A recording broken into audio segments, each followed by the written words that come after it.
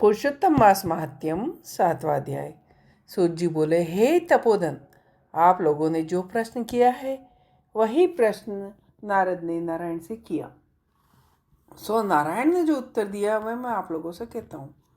नारद जी बोले, विष्णु ने अधिमास का अपार दुख निवेदन करके जब मौन धारण किया तब हे बद्रीपते, पुरुषोत्तम ने क्या किया, सो इस समय आप हमसे कहिए। श्री नारायण बोले, हे वत्स, गोलोकनाथ श्री कृष्ण ने विष्णु के प्रति जो कहा वह अत्यंत गुप्त है, परंतु भक्त, आस्तिक, सेवक, अधिकारी पुरुष को कहना चाहिए, अतः मैं सब कहता हूँ, सुनो। यह आख्यान सत्कीर्ति, पुण्य, यश, सुपुत्र का दाता, राजा को वश में करने वाला है और दरिद्रता को नाश करने वाला एवं बड़े पुण्यों से सुनने को मिलता है। जिस प्रकार इसको सुने उसी प्रकार अन्य भक्ति से सुने हुए कर्मों को करना भी चाहिए। श्री पुरुषोत्तम बोले, हे विष्णु, आपने बड़ा अच्छा किया जो मलमास को लेकर यहाँ आए। इससे आप लोक में कीर्ति पावेंगे। आपने जिसका उद्धार स्वीकार किया उसको हमने ही स्वीकार किया, ऐसा समझे। अतः इसको हम अपने समान सर्वोपरि करेंगे। गुणों से, कीर्ति के अनुभव से, पराक्रम से, भक्तों को वर देने से और जो भी मेरे गुण हैं उनमें से मैं पुरुषोत्तम जैसे लोक में प्रसिद्ध हूँ, वैसे ही यह मलमास भी लोकों में पुरुषोत्तम करके प्रसिद्ध होगा। मेरे में जितने गुण हैं वे सब आज मैंने इसे दे दिए। पुरुषोत्तम जो मेरा नाम लोक तथा वेद में प्रसिद्ध है, वह भी आपकी प्रसन्नता का अर्थ आज मैंने इसे दे दिया। हे मधुसूदन, आज से मैं इस अधिमास का स्वामी भी हुआ। इस पुरुषोत्तम नाम से सब जगत पवित्र होगा। मेरी समानता पाकर यह अधिमास सब मासों का राजा होगा। यह अधिमास जगत पूज्य एवं जगत से वंदना करवाने योग्य होगा। इसकी पूजा और व्रत जो करेंगे उनके दुख और दारिद्र्य का नाश होगा।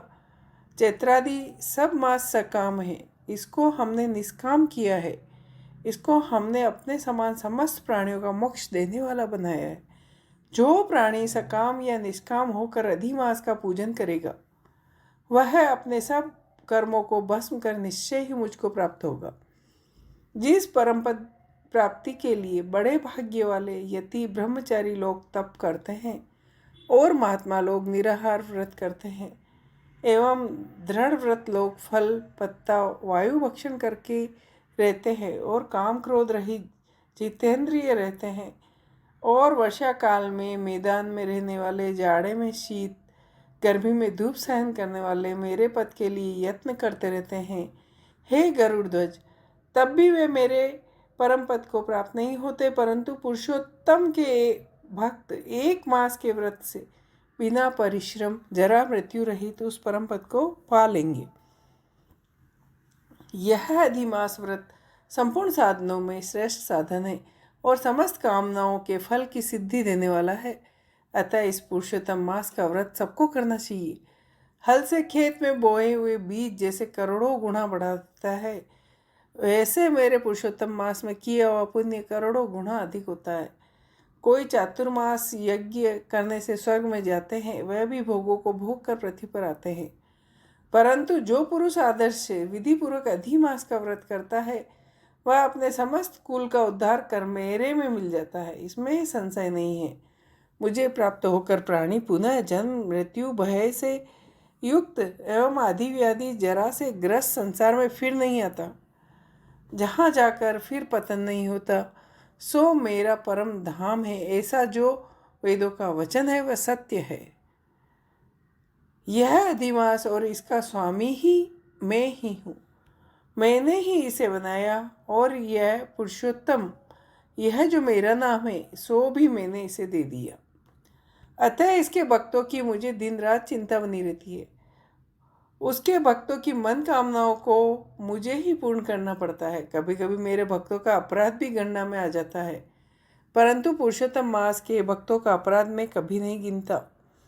है विष्णु, मेरी आराधना से मेरे भक्तों की आराधना करना मुझे प्रिय है। मेरे भक्तों की कामना पूर्ण करने में मुझे कभी भी देर हो जाती है, किंतु मेरे मास के जो भक्त हैं उनकी कामना पूर्ण करने में मुझे कभी भी विलम्ब नहीं होता। मेरे मास के जो भक्त हैं वे मेरे अत्यंत प्रिय है। जो मनुष्य इस अधिमास में जप दान नहीं करते वे महामूर्ख है, और जो पुण्य कर्म रहित प्राणी स्नान नहीं करते एवं देवता तीर्थ द्विजों से द्वेष करते हैं वे दुष्ट अभागी और दूसरों के भाग्य से जीवन चलाने वाले होते हैं। जिस प्रकार खरगोश के सींग कदापि नहीं होते, वैसे अधिमास में स्नान आदि न करने वालों को सप्त में भी सुख प्राप्त नहीं होता। जो मेरे मल मास का निरादर करते हैं वे स्वर्दा नरकगामी होते हैं। प्रति तीसरे वर्ष पुरुषोत्तम मास प्राप्त होने पर जो प्राणी धर्म नहीं करते वे कुंभीपाक नरक में गिरते हैं और इस लोक में दुख रूपी अग्नि में बैठे रहते हैं। जो भाग्यशाली स्त्रियां सौभाग्य और पुत्र चाहने की इच्छा से अधिमास में स्नान दान पूजा करती है उन्हें सौभाग्य संपूर्ण संपत्ति पुत्र आदि यह अधिमास देता है।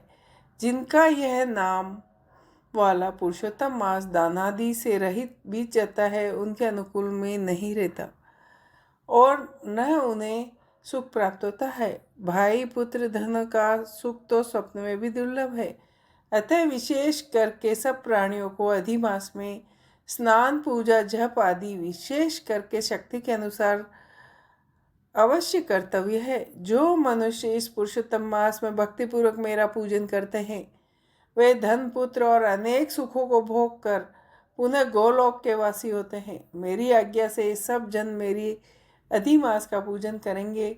मैंने सब मासों से उत्तम मास इसे बनाया है, इसलिए अधिमास की चिंता त्याग कर हे रमापते आप इस अतुलनीय पुरुषोत्तम मास को साथ लेकर अपने वैकुंठ में जाओ। श्री नारायण बोले। इस प्रकार भगवान श्री कृष्ण के मुख से रसिक वचन श्रवण कर विष्णु अत्यंत प्रसन्नतापूर्वक इस मलमास को अपने साथ लेकर नूतन जलधर के समान श्याम भगवान श्री कृष्ण को प्रणाम कर गरुड़ पर सवार हो शीघ्र कुंड के प्रति चल दिए। इति श्री बृहन्नारदीय पुरुषोत्तम मास महात्म्य में 7वां अध्याय।